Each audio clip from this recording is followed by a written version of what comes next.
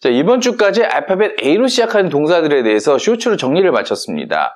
재생 목록으로 정리를 해두었으니까 꼭 확인하셔야 됩니다.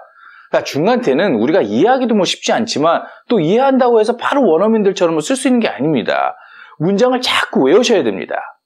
지난주까지 중간태를 진행하면서 여러 질문들이나 의견들이 있었습니다. 그 중에 한 가지 의견과 한 가지 질문이 오늘 영상과 밀접한 관련이 되기 때문에 저희들이 한번 짚어보려고 합니다. 자, 여러분들도 아마 비슷한 생각을 하고 계셨을 수도 있겠습니다. 자, 첫 번째, 알파벳 순서보다는 중요하고 자주 쓰는 단어들로 동사 순서로 진행하면 어떨까요? 이런 의견입니다. 좋은 의견입니다. 자, 질문도 있었죠? 자, 질문도 한번 보겠습니다. 중간태 동사 애건편에서 the boat anchored. 이거에 대한 번역이 보트가 정박되었다, 보트가 정박했다. 이 둘 중에 어느 게 맞을까요? 이런 질문이었습니다. 의견과 질문이 참 좋죠? 자, 여러분들도 아마 비슷한 생각을 많이 하셨을 거라고 생각이 듭니다. 그런데 저희들은 더 그렇습니다. 파트 A가 끝났을 때 하려고 했던 내용 중에 이 질문과 의견에 관련된 내용이 있기 때문입니다. 자, 또한 이 의견과 질문은 서로 연결되어 있기도 합니다. 사람들의 생각이 많이 비슷한 것 같습니다. 자, 하나하나 보겠습니다. 중요한 중간태 동사. 자, 여러분, 그런데 중요한 중간태 동사가 뭘까요? 저희도 알고 싶습니다. 이 중간태라는 건 여전히 연구 중인 분야입니다. 사전도 제대로 반영하지 못하기 때문에 이 중간태를 자동사 영역에서는 보통은 다룹니다.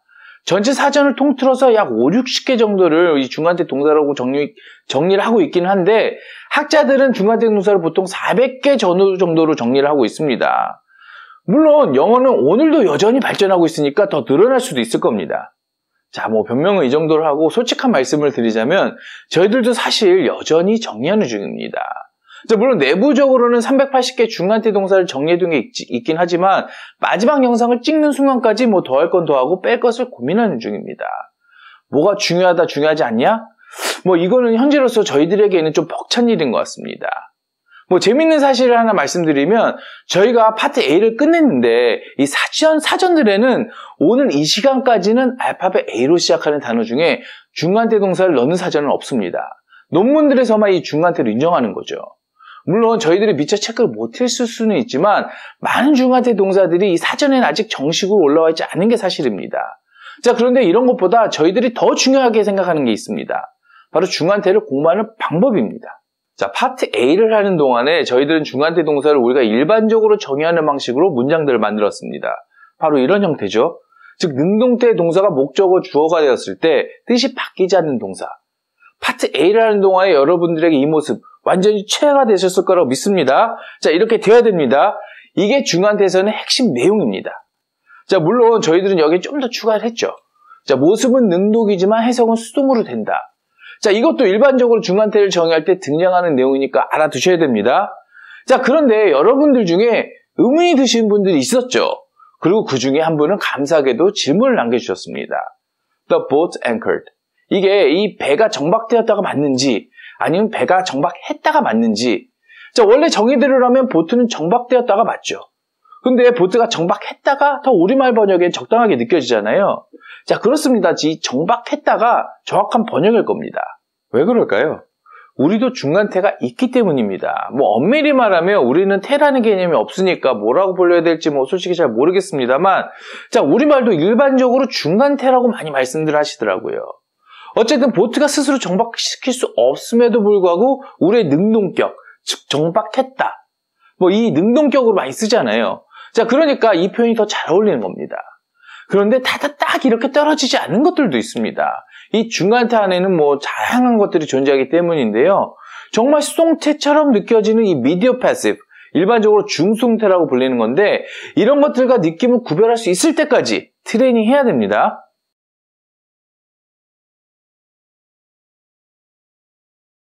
자, 저희들의 의견은 이렇습니다. 자, 이런 것들을 튜닝해 나가야 됩니다. 동사 380개는 어차피 그렇게 많은 동사들이 아닙니다. 그리고 여기 나온 동사들은 반드시 알아둬야 되는 이 중요한 동사들이 대부분입니다. 물론 중요도에 따라서 알아두는 것도 좋은 방법입니다만 저희들이 더 중요하게 생각하는 것은 이 중간태라는 것이 무엇인지 체계적으로 체화시켜 나가야 된다, 이런 생각을 가지고 있습니다. 동사 380개를 알파벳 파트별로 진행하면서 이 알파벳 그룹별로 새로운 것들을 쌓아나갈 겁니다. 자, 저희가 A파트에서 이 모양을 보여드렸습니다. 다음 파트 B에서는 이 독립객체적 관점이 주를 이룰 겁니다. 자, 이 영상이 올라가기 바로 앞에 이 B의 첫 번째 영상이 이렇게 올라갔을 겁니다. 자, 여기를 보면 A파트와는 진행 방식이 다르죠? 자, 이렇게 새로운 것들을 쌓아나갈 겁니다. 자, 앞에서 언급했던 의견과 질문 외에 저희가 강조하고 싶은 게 하나 더 있었습니다. 자, A파트에는 여러분들이 알게 모르게 중간때 어려운 부분들이 그냥 묻혀서 넘어가는 경우들이 있었습니다. 자, 예를 들면 attach to 같은 경우인데요. 자, 실제로 전치사와 함께 쓰는 중간태는 나중에 다시 다뤄줘야 됩니다. 자, 그런데 기본은 뭐 깔려 있어야겠죠? 자, adapt라는 동사는 이번에 넣지 않았는데 사실 나중에는 다룰 겁니다. 자, adapt는 뭐 사전이나 일반 논문에서는 잘 다루지 않는 동사인데 좀 예외적인 부분이 있습니다. 그래서 뭐 나중에 다루기로 한 거죠. 자, 예문 한번 보겠습니다. They adapt themselves to the new situation. 자, 이런 문장을 직역을 하면 그들은 새로운 상황에 스스로를 적응시켰다가 되지만 의역을 해보면 그들이 새로운 상황에 적응이 되어진 거죠. 그래서 학자들 중에는 이 문장은 중간태로 보는 경우도 있습니다. 자, 이런 부분이 나중에 따로 다뤄져야 될 부분입니다. 뭐 이런 것도 있습니다. 여러분들이 이거 그냥 자동사 아니냐 혹은 이거 별거 없는데 하는 문장들을 한번 번역기에 돌려보십시오. 자, 중간태 동사들이 번역이 안 되는 경우가 상당히 있습니다. 자, 그냥 자동사라든지 뭐 별게 없다면 이럴 이유가 없죠. 자, 이런 것들을 체계적으로 이해하면서 원어민들의 사용법을 체화해야 됩니다. 자, 마지막으로 저희들이 어크루도 마지막에 한 이유가 자, 원래는 accumulate 전에 다뤄야 되는데 저희들이 모든 논문을 본 건 아니지만 뭐 논문에서는 발견을 못했습니다. 자, 그러나 실제로는 쓸 수 있는 중간태 동사입니다. interest accrued, 이자가 쌓였다. 자, 그래서 이런 동사들이 추후에 추가될 수 있다는 것을 암시한 겁니다.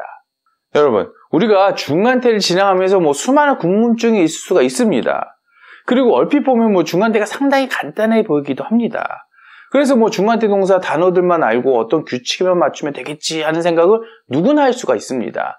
저희도 뭐 중간태 처음 접했을 때 그랬습니다.